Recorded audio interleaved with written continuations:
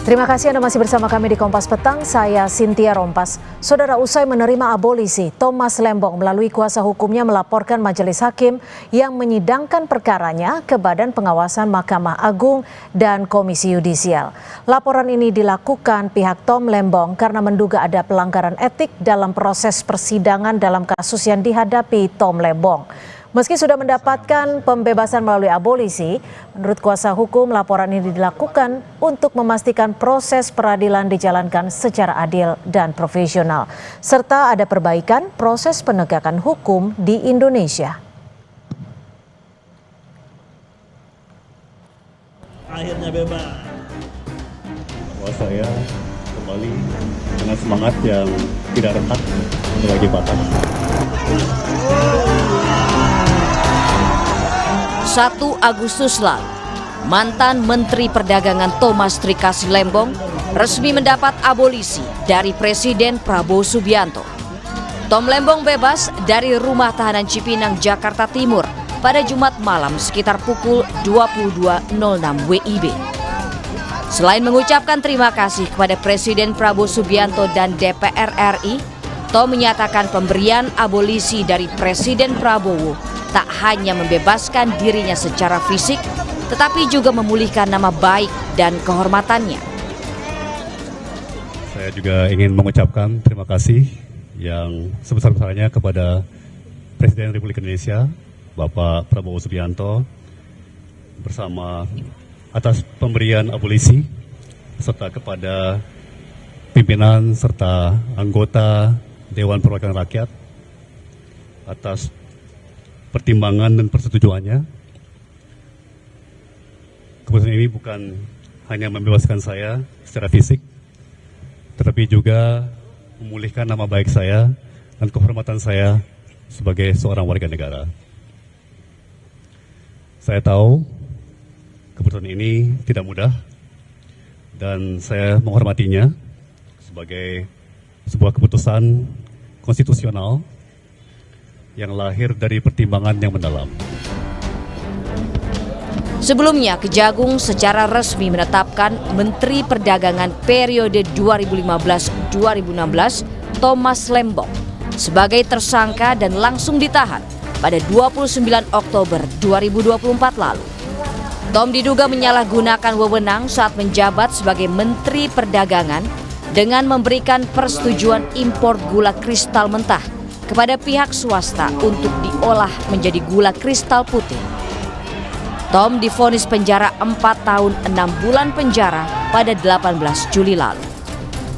Menanggapi pemberian abolisi oleh Presiden Prabowo Subianto kepada Thomas Lembong, Joko Widodo menyatakan hal tersebut merupakan hak prerogatif Presiden yang diberikan undang-undang dengan mempertimbangkan sejumlah aspek. Hak prerogatif, hak istimewa yang diberikan oleh Undang-Undang Dasar kita kepada Presiden. Saya kira setelah melewati pertimbangan-pertimbangan hukum, pertimbangan-pertimbangan sosial politik yang sudah dihitung semua, Presiden pasti memiliki pertimbangan-pertimbangan politik, pertimbangan-pertimbangan sisi hukum, pertimbangan-pertimbangan sosial politik, saya kira semuanya pasti menjadi pertimbangan. Sebelumnya dalam sidang Tom Lembong dengan duplik pada 14 Juli lalu, pengacara Tom Lembong mempertanyakan ketidakmampuan jaksa menghadirkan saksi penting ex-Menteri BUMN Rini Sumarno dan Presiden Jokowi yang seharusnya bisa memperkuat konstruksi peristiwa pidana. Tim Liputan, Kompas TV. Saudara, meski telah bebas dari tahanan usai menerima abolisi dari Presiden Prabowo Subianto, mantan Menteri Perdagangan Tom Lembong tidak menghentikan upaya hukumnya. Hari ini melalui kuasa hukumnya, Tom Lembong melaporkan hakim yang mengadili perkara ke Badan Pengawasan Mahkamah Agung dan Komisi Yudisial. Untuk membahasnya sudah bergabung di Kompas Petang Ari Yusuf Amir, kuasa hukum dari Tom Lembong, dan Zainur Rohman, peneliti dari Pukat UGM. Selamat petang Pak Ari, Mas Zainur, terima kasih sudah bergabung kami di Kompas Petang.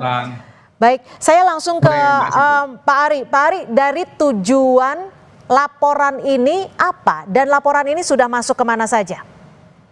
Ya, terima kasih. Jadi kami melaporkan hakim-hakim yang memeriksa perkara kasus Tom Lembong ini sebetulnya sudah beberapa kali. Jadi setiap ada keganjilan dalam proses persidangan itu kami buat laporan, baik itu ke Komisi Yudisial maupun ke Mahkamah Agung. Tapi hari ini kami melengkapi semua laporan tersebut karena sudah ada putusannya. Sekalian kami laporkan juga yang tentang putusannya tersebut. Nah, laporan itu hari ini ke Komisi Yudisial dan ke Mahkamah Agung selaku hakim pengawasnya, kepala badan pengawasnya. Selain itu juga kami juga membuat laporan ke Ombudsman. Kami melaporkan BPKP karena kami melihat bahwa tim audit BPKP yang ditugaskan untuk mengaudit kasus ini tidak profesional. Itu yang kita laporkan.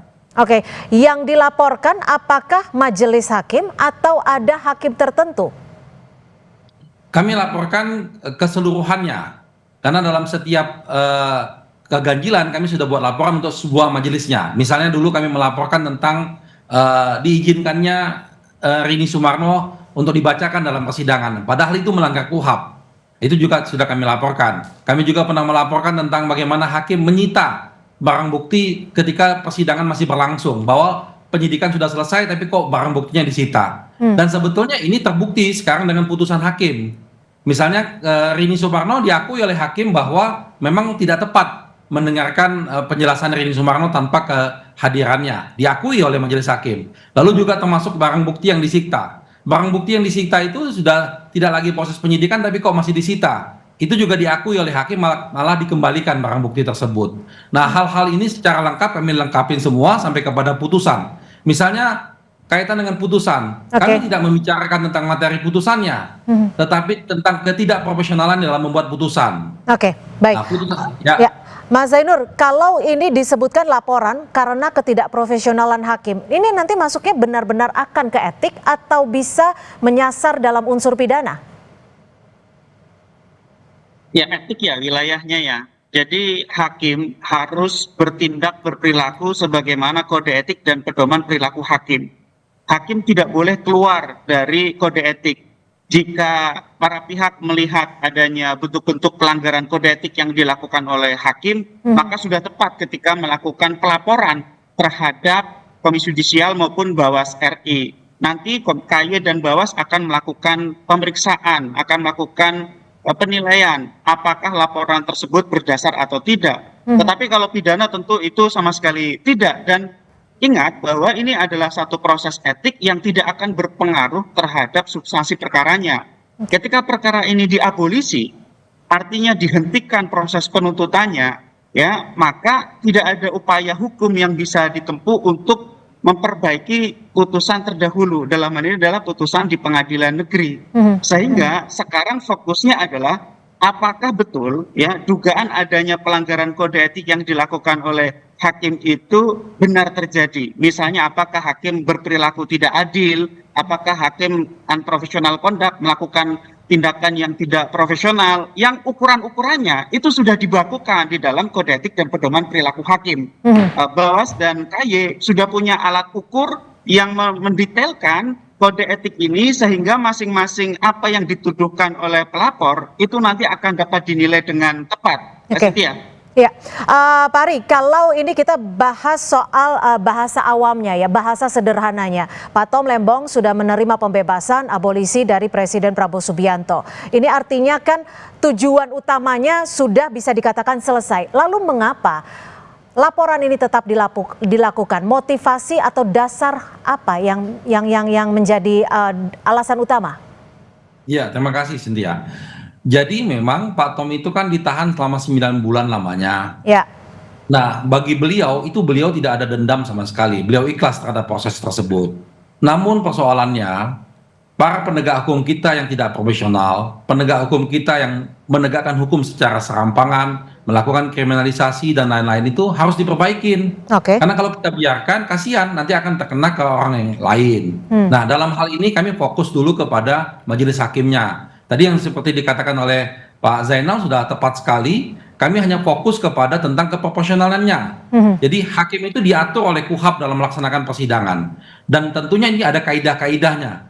kaidahnya dia misalnya berlaku netral, Oke, imparsial. ditahan sampai di situ. Kalau Anda tadi menyebut ada sikap yang serampangan dan ingin dalam bahasa sederhananya ingin memperbaiki mekanisme dan juga keprofesionalan hakim. Anda punya buktinya bahwa ada hakim dalam kasus ini yang dinilai tidak adil terhadap Tom Lembong? Iya. Oleh karena itulah kami buat laporan karena kita punya bukti-bukti dan fakta-faktanya. Apa saja bukti-buktinya, Pak Ari? Oke, saya jelaskan. Dalam persidangan tersebut, hakim dari awal menunjukkan sikapnya tidak netral, ya. Misalnya satu, pertama kali kita meminta agar audit BPKP itu diserahkan kepada kita secepat mungkin. Tapi hakim mengizinkan untuk diserahkan karena itu memang diatur oleh KUHAP, tapi tidak ditegaskan kapan harus diserahkan. Karena audit BPKP-nya sampai kita sidang mau selesai baru diserahkan kepada kita. Satu itu. Lalu kedua, ketika Rini Sumarno tadi tidak hadir dalam persidangan itu kan tidak boleh dibacakan, kan harus diperiksa karena keterangan yang berlaku itu adalah keterangan di persidangan, bukan yang dalam BAP, kecuali kalau ada dasar-dasar yang jelas yang kuat bahwa dia tidak bisa hadir. Ini kan tidak ada sama sekali, tapi diizinkan oleh hakim. Lalu ada salah satu hakim anggota setiap pemeriksaan menunjukkan sikapnya, namanya kalau nggak salah namanya Pak Alpis itu, menunjukkan sikapnya bahwa dia ingin menghukum si terdakwa. Itu kan tidak boleh. Sikap seperti apa yang membuat Anda menyimpulkan kalau hakim tersebut ingin menghukum terdakwa dalam hal ini Tom Lembong? Ya, dia menunjukkan misalnya ketika hakim saksi-saksi yang memberatkan dia cecer sampai mencari kesalahannya terdakwa, lalu menyimpulkan kesimpulan yang salah. Berapa kali itu dia melakukan itu? Sedangkan ya satu hal lagi yang penting, ketika kita menghadirkan saksi yang meringankan, ahli-ahli dari kita satu kata pun nggak ditanyakan. Itu kan tidak menunjukkan netralitas. Sedangkan saksi yang memberatkan ditanya digali dalam sekali, tapi saksi yang meringankan didiamkan begitu saja tidak ditanyakan. Ini kan menunjukkan artinya bukti-bukti yang Anda bawa adalah bukti-bukti rekaman dalam persidangan ya.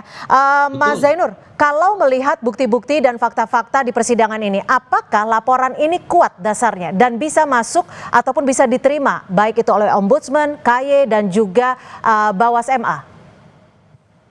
Ya, tentu saya tidak mau mendahului ya kerja yang dilakukan oleh KY maupun Bawas, itu tugas mereka. Tetapi fokusnya adalah apakah majelis hakim itu sesuai dengan kode etik dan pedoman perilaku hakim. Jadi tidak boleh menyentuh aspek pokok perkara. Ya, pokok perkara yaitu putusan yang dijatuhkan oleh majelis hakim itu hanya bisa dikoreksi oleh putusan yang lebih tinggi. Dalam hal ini adalah putusan di pengadilan tinggi yang itu sudah tidak akan mungkin terjadi karena perkaranya diabolisi. Sehingga fokusnya adalah apakah memang betul ya hakim di dalam menjalankan tugas mengadili itu sesuai dengan kode etik. Nanti akan dilihat khususnya di persoalan berperilaku adil, karena di dalam kode etik itu perilaku adil itu didetailkan dan juga profesional itu juga didetailkan. Namun satu lagi Mbak Cynthia, saya juga ingin mendengar sebenarnya dari Tom Lembong dan kuasa hukum, di sini ada Pak Yusuf Amir. Yang paling penting menurut saya adalah jaksa gitu ya, karena ini kan perkara bermula dari kejaksaan gitu ya. Hakim itu kan hanya menerima perkara dan kemudian mengadilinya gitu ya. Yang harus paling dipersoalkan dari ini adalah Kejaksaan Agung Republik Indonesia gitu ya. Perlu diproses secara etika ya, dilaporkan kepada Komisi Kejaksaan, yang meskipun kita tahu ya Komjak itu sangat terbatas kewenangannya, juga perlu di oversight oleh Komisi 3 DPR RI ya. Jadi menurut saya yang lebih penting adalah bagaimana pihak-pihak yang menjalankan kewenangan itu harus dapat dimintakan akuntabilitas. Tetapi sekali lagi untuk hakim itu harus menghindari dari membahas pokok perkara, karena itu hanya bisa diadili oleh putusan berikutnya, yaitu putusan pengadilan tinggi. Gitu Mbak Cynthia. Tapi implikasinya jika tidak, ini kan kita sudah paham betul bahwa implikasinya tidak akan ke pokok perkara karena sudah diabolisi. Implikasinya akan kemana ini, Mas Zainur? Ya, implikasinya menurut saya adalah agar yang pertama memberi pelajaran bagi publik bahwa semua penggunaan kewenangan itu harus akuntabel sesuai dengan kode etik masing-masing ya. Kejaksaan punya kode etik, Mahkamah Agung dan Badan Peradilan di bawahnya punya kode etik, lembaga-lembaga lain yang terkait juga punya kode etik. Jadi ini lebih kepada bagaimana untuk menilai proses yang sudah dijalani, apakah prosesnya itu sesuai dengan kode etik atau tidak. Sekali lagi tidak menyentuh pokok perkaranya, karena kalau mengadili putusan hakim ya sama saja mengadili putusan kebijakan pemerintah yang dilakukan oleh Tom Lembong itu sama-sama tidak bisa diadili oleh siapapun kecuali kalau hakim diadili oleh peradilan yang lebih tinggi, dalam tanda kutip dikoreksi gitu ya. Jadi yang diteliti adalah apakah semua penggunaan kewenangan itu sesuai dengan kode etik sehingga akuntabel atau tidak. Itu Mbak Cynthia. Oke, Pak Ari, berdasarkan saran dari Mas Zainur sendiri, apakah Anda juga akan melaporkan kejaksaan dalam hal ini? Betul. Kami sedang menyusun untuk laporan kejaksaan, sedang kami susun. Cuman kan sama-sama kita ketahui bahwa sekarang ini komisi kejaksaan kan tampil di publik bukan sebagai komisi kejaksaan, malah sebagai lawyernya kejaksaan. Jadi kami juga lagi bingung nih mau melaporkan kemana. Tapi tadi tepat sekali Mas Zainur, kita juga akan membuat laporan ke Komisi 3, ke DPR, dan itu sedang kami susun kaitan kejaksaannya.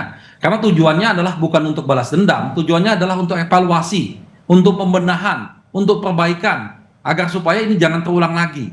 Sikap-sikap yang tidak profesional, yang seakan-akan menjalankan pesanan itu jangan sampai terjadi lagi. Karena ini bahaya sekali buat bangsa dan negara ini. Nah, oleh karena itu munculnya kegaduhan-kegaduhan yang ada di masyarakat karena sikap-sikap tidak profesional tadi.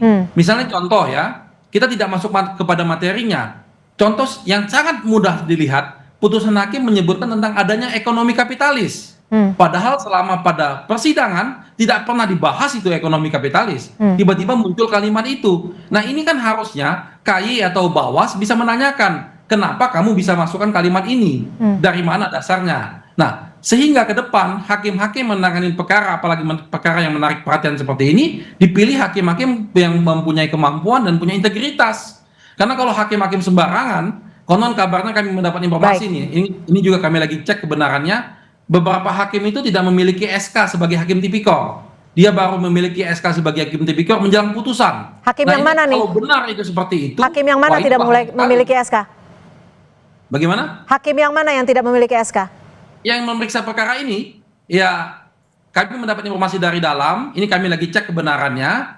SK itu baru diberikan menjelang putusan. Artinya ada apa ini? Kenapa harus dipaksakan seperti itu? Dan masih perlu ke fakta yang lebih dalam lagi. Terima kasih Pak Ari Yusuf Amir, kuasa hukum dari Tom Lembong, dan juga terima kasih Mas Zainur Rohman, peneliti Pukat UGM, sudah berbagi perspektif di Kompas Petang. Selamat sore. Terima kasih. Selamat sore. Saudara, jenazah almarhum Marsma Fajar Adrianto, korban meninggal kecelakaan